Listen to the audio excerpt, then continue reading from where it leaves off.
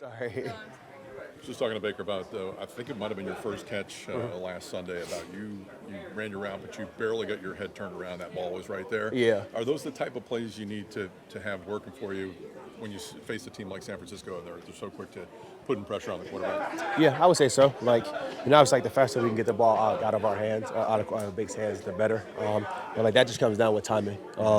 I just got my head around. I stumbled a little bit, so my head was a little bit late getting around, but the timing was still there. And like as long as we're clicking like on all cylinders like that, I think we're in a good spot. Did you realize that the ball was coming? I figured just based on coverage that the ball would be coming. So I was just like trying to just make sure I didn't fall and get my head around like quick enough. But the DB got a nice hit on me too, so it was good. Chris, any frustration only having one touchdown?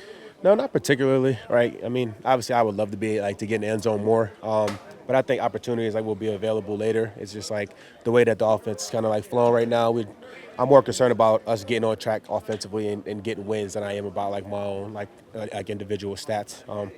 But like as things as we get better at the critical downs like third down and red zone, I'm sure the opportunities for me to get in the end zone will present themselves. San Francisco has a lot of talent. What's the key to really getting up on them and beating them? I think we got to do a great job of staying ahead of the chains. They have like you said, they have a ton of talent, especially like on the front line. They got a bunch of first-round picks and guys that have produced at a high level in this league. So we got to do a great job of of scheming things up, staying ahead of the chains, and putting the pressure on them. Anything you learned from the last game you played out there in San Francisco? I learned that when you don't play well, that great teams are going to put up a lot of points on you and they're going to stop you defensively. So again, like it's a fun place to play. Those fans really get into it. We got to make sure that we try to keep them out of the game as much as possible. Chris Baker's one of the better quarterbacks under pressure. What makes him so good in those situations when there's guys in his face or just knowing where the ball should go? I think he just has like a calm demeanor back there. Like he's not really like ever panicked. He's played so much football that he's pretty comfortable and he trusts the guys. So he goes out there and like he trusts what he sees and lets it rip. And like his ability to to escape the pocket and extend plays really helps as well. So I think just his composure back there is probably the biggest thing. They're going to help this week, given the fact that San Francisco, I think they're third in terms of pressuring quarterbacks. They're the third best in the league. Yeah, I think it'll definitely help. Again, like they have a lot of talent over there, and like we understand the challenge that it's going to be. But I think we're ready for it. Because you're a guy that takes a lot of pride in downfield blocking. Yeah. How much fun is a well-executed screen like Rashad's touchdown Sunday? Man, it's a lot of fun, like you said, because it takes more than just one guy. It's not just like an individual effort. It's the first level of the defense, second level, and third level, and that's something, especially the last like handful of weeks that we as receivers really take pride in is downfield blocking for the running backs, tight ends, and and each other.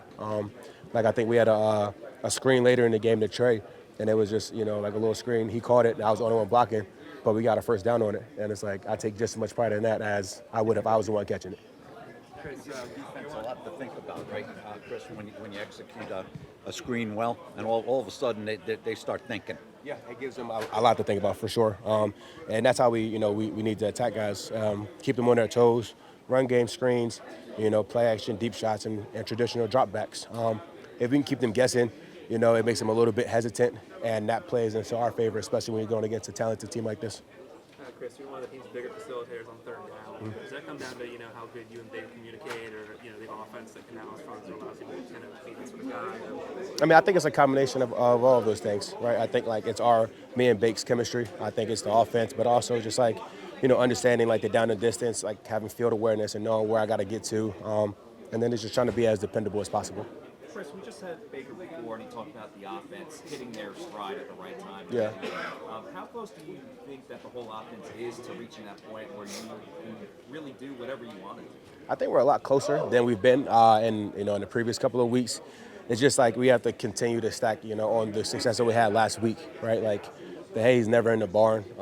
Like whatever we did well last week, we have to one up it, because teams are watching that and they're game planning for it. So we have to figure out ways to, to have counters off of it.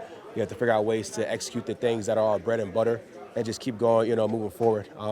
The better we do, the more confidence that we get as an offense. And so hopefully that translates into more yardage, more first downs, more touchdowns, and then more wins. What's the biggest challenge when you're heading out west to play a game? I mean, obviously the travel, is a bit of a challenge. The time change, but I mean, to me right now, the biggest challenge is the team that we're facing. Right, like they've been really good the last handful of years, and last year they were in one of the elite teams in the league. So, I think if we just go out there and we have to give it our best. We have to play hard and force them to make the plays. Chris, do those kind of games excite you the most? Playing the caliber of this team. I don't know if I would say they excite me the most, but like it is exciting, right? Like I think each week, like there's so much parity in the league. Like you can't sleep on anybody. You can't go out there and expect that you're going to roll the ball out and just get a victory. Like we're not good enough for that. There's not many teams that are good enough to do that. So we have to go out there and attack each game with the same intensity, and that that includes a really elite team like the Niners. How tough was playing Sunday when you're listed as ill? I don't know what you had. But No, it was not ideal for sure. Not an ideal time to get sick, but I think what it makes you realize is, it boils down to just like you being focused on what your assignment is. Like you can't really think about anything else but focus on on what you have to do. So I think it kind of strips you down to like that bare bones kind of mentality, and it's like survival. But for me, it's like as long as I'm able to be out there and I'm not hurting the team, I want to be out there and try to execute. Did the heat make it worse? Boy, how about like a 90-degree day in November, huh? It was brutal, but it makes it all better when you get a victory. That's all